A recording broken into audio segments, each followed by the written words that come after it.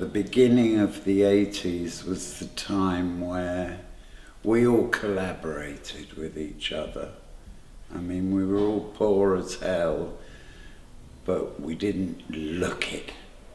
Okay, and so all the protesting, St. Paul's, the student riots, to me it all kind of feels a bit over now. A bit like it's gone. And I guess that's how it kind of would have felt towards the end of the 70s or even in the early 80s, with the end of the miners' strikes. Combined with the similar sense of austerity at both times, I feel like this time is very similar to then. What is it that people were doing in the 80s to create new fashions and to explore fashion? Let's find out. £9 copy of Love Bloody magazine by Condé Nasty. Who gives a shit? I mean, a lot of my original pieces, because I was so poor, involved recycling. I used to go down to the Mudlark at the Thames or use materials that were everyday into my jewellery. And I think I was a bit ahead of my time on that, because I'd like to see the fashion industry not being so wasteful. Then Terry started ID, Nick Logan started The Face, there was a couple of others, maybe Blitz magazine, Ritz magazine, that all of a sudden were catering to this new kind of street music fashion arena. Mm-hmm. I'm the Godfather.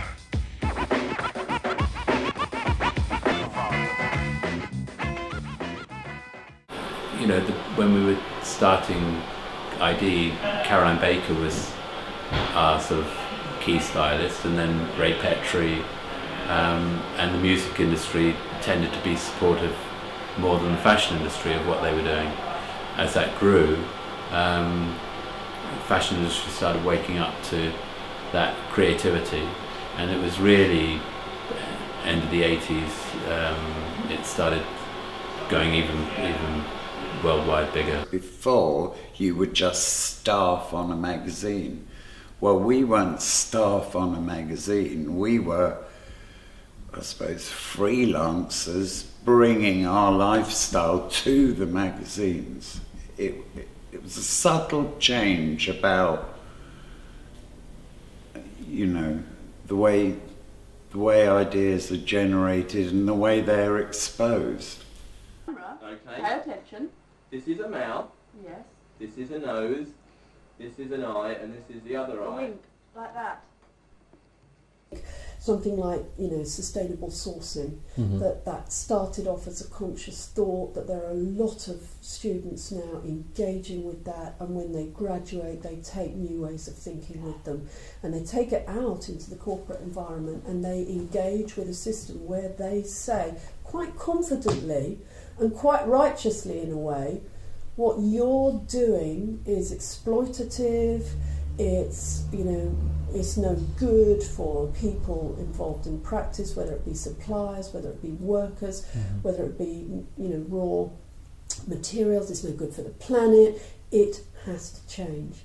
And I think that's one example of where, you know, graduates feel that their thinking is superior to the way that the corporate works.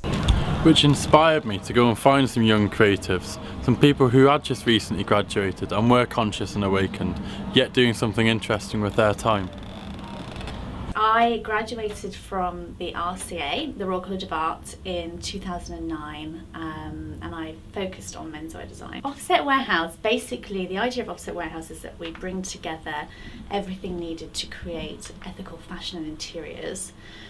These are really exciting actually. This is from a fabric manufacturer in France who usually don't do anything sort of ethical, if you like, but they started using their old cotton offcuts. So we have a big ethical fabric shop where everything there, I mean, the word ethical really includes anything that's environmentally or socially beneficial. Like these ones, I mean, amazing. They're all handmade. hand woven by a cooperative in Nepal using all these amazing fibres. Like there's one that's a bamboo fibre for one. I mean, it's just absolutely beautiful. So that's two colour. Yeah, made with Hinza silk, which is peace silk. Which means that the silkworm is not killed in the process, so it's a vegetarian fabric as well. Wow. So if sustainable and ethical materials are now readily available, what is it the fashion designers are actually doing with these materials that is also incorporating the sustainable element into fashion design?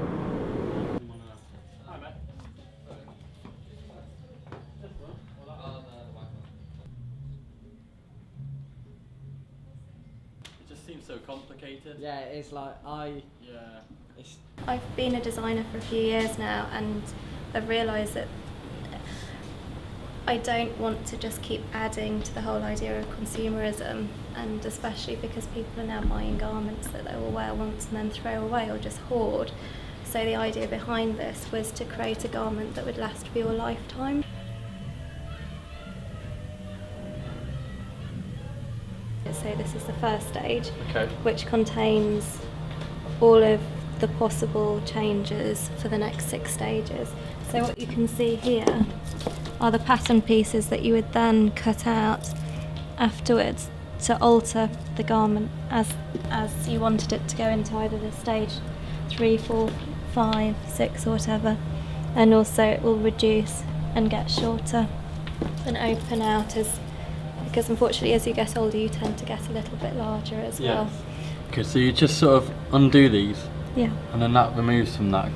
And then yes, obviously you've got bits and pieces going on that as the garment will age, then some things will slowly start to disappear, so you're actually imbuing more, I suppose, information into the garment. And for instance with this one you've just got a little bit of tulle here, which after a few years will disappear.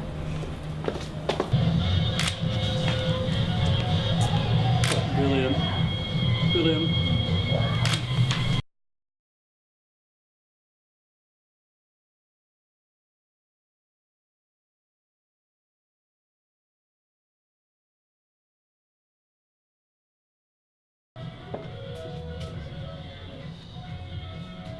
Kenzie done?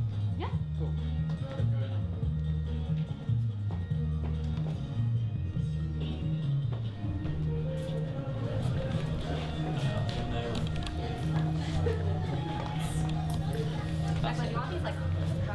same again. Same again. Maybe just drop the shoulder. Just for that.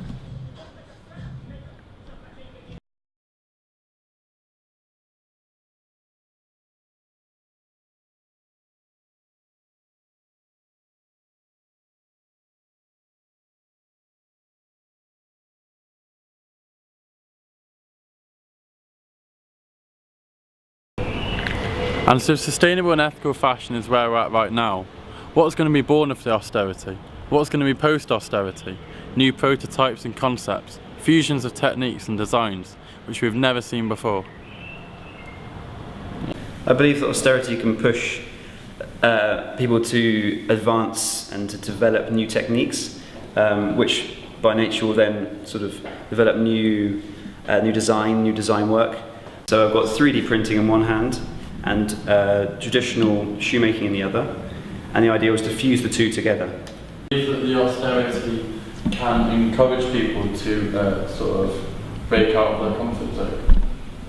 Well, I think it has to, doesn't it? Because breaking out of your comfort zone is something which is required of you in order to sort of to push yourself, but also to push the design further, because you don't quite know what's going to happen, what's going to be the end product, and what's going to happen at the end. So I think that to play things safe is a bad idea. On this sole here, this is the ideal example of how to explain the whole collection. The lattice topology, this X topology within the sole, was populated after I had an original shell. So all the different soles are different shells, and then I populated the inside accordingly. So for example, across the bridge of the foot, it's more flexible where it's thinner. At the heel, it's stiffer where the struts are thicker.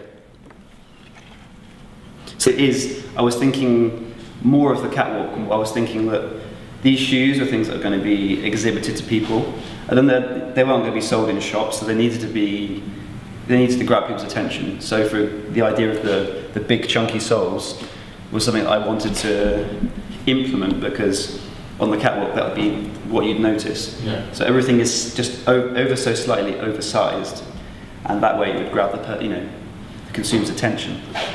I think it's highly important that 3D printing is is further researched and developed, and sort of questioned through master's research, and PhD if required, because it's that what's sort of, no one else would have had the time and the resources to do what I've done here, like professionally, because it would cost so much money, you'd need so much sponsorship, and I had like a platform to sort of to communicate these things. So I think it's for students, and for now that is, and any research and development within companies. To the high street now, no, but maybe in the future, And so some people call it a catastrophic failure of imagination. I mean, we must accept that we're all postmodernists now. But people like Ross prove that a combination of techniques can push the boundaries forward. Let us not let innovation die, and let's breed creativity with our imaginations.